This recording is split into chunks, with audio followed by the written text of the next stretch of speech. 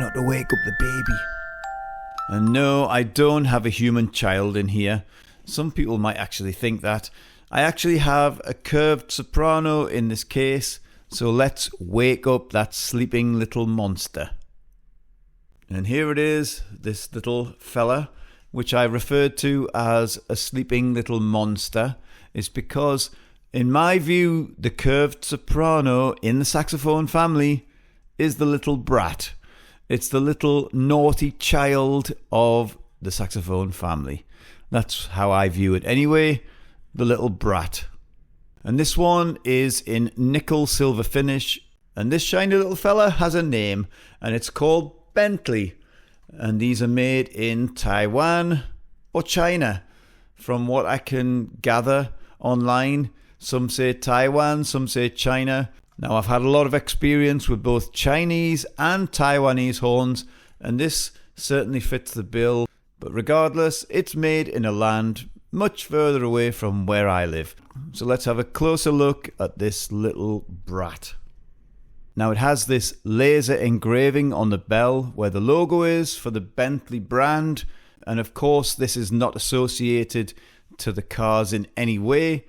You'd think by borrowing that name, they might have at least had some decent engraving on the bell. The C and the E flat keys are quite substantial. I like that. They feel very comfortable. The high F sharp is there. The pearl touches have this two-tone effect on them. They do look a little bit, how do I put it? Cheap. I mean, they could be changed out, so that's just a cosmetic thing. And I'm just being a snob, and I'm just being fussy. So let's move on from that.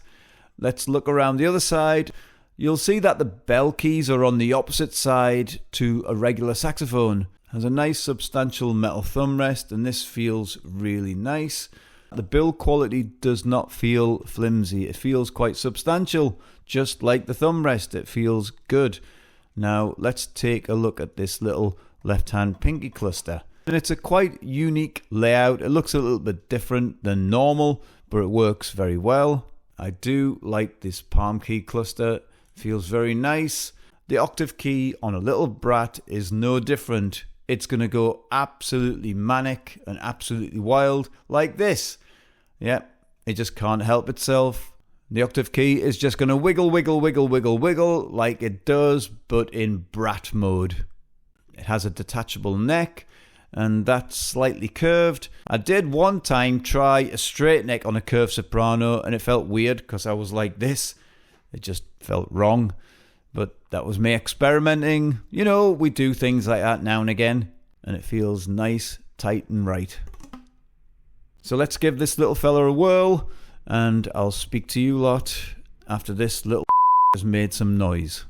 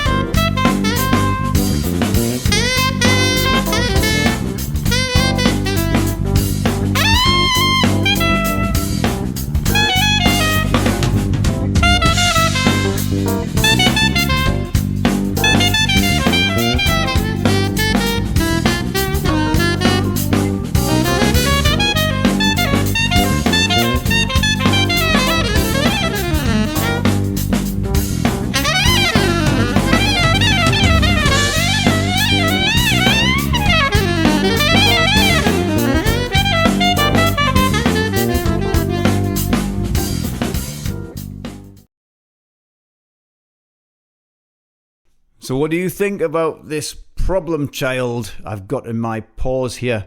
You leave your thoughts and comments in that section below. Let's have a good chat about it. Well, my view on this little monster is that's exactly what it is. It's a monster. In the good sense though, it's got a great big sound and it also has a nice sweet sound. I do like the tone on this instrument. However, like all sopranos, you have to be careful when it comes to tuning. It doesn't matter if it's an expensive soprano or a cheaper one, although inconsistencies in tuning in the cheaper ones is a bit more of a minefield. But this one seemed pretty okay, although I did have to watch a little bit at the top end. I was blowing a little bit sharp, but I slowly lipped it down. And on the low end, particularly low B flat, I had to lip it up a little bit. But this is quite common with sopranos in general. Anybody who plays a sop will tell you exactly the same thing. It's just the compromise that we have to make for sopranos. First of all, the sound is really good. I like the tone. I do have a very nice mouthpiece that I'm using, but however, in general, the sound and the tuning is pretty steady and very okay. The layout and the feel under the fingers is very acceptable. There's nothing wrong with this. It feels nice and consistent, although I'm not a fan of them ugly looking pearl keys. Some people might like them, but I'm just being fussy, so I can easily switch them out. That's not a problem. I'll probably do that anyway. For what it is, it's a nice little soprano. And again, soprano is one of them instruments which I used to play a lot. And over the recent years, I've been so focused on my tenor that soprano has kind of went to one side. But now this little monster is drifting back into my life. I do have a few sopranos, which, of course, spoiler alert, will be featuring on my channel at some point. Maybe I do a comparison, so watch out for that sort of stuff coming up. The palm keys do feel very nice, although I didn't really go that high in the instrument.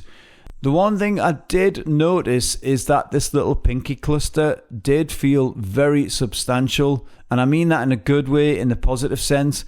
It looks a little bit awkward, but it's not. It's very user-friendly, and it goes right under that pinky very well. I like that. It feels like you're really getting to grips with a soprano, especially when you hit the low C down to B flat. That feels solid as hell. It's cute. How can I not like it? It's so cute. So that's my views and thoughts about this little Bentley curved soprano. So now it's your turn. Get your finger, wiggle it around, click on the like button, and if you're new to my channel, check out loads of my videos. I've got hundreds out there. Click on subscribe if you want to do that, because that's totally free. What do you get for free now? Not much, but you can get this channel for free. Although then you get to see my stupid head quite a lot, so I don't know if that's a good thing or a bad thing. But anyway, now it's time to go and enjoy my tea.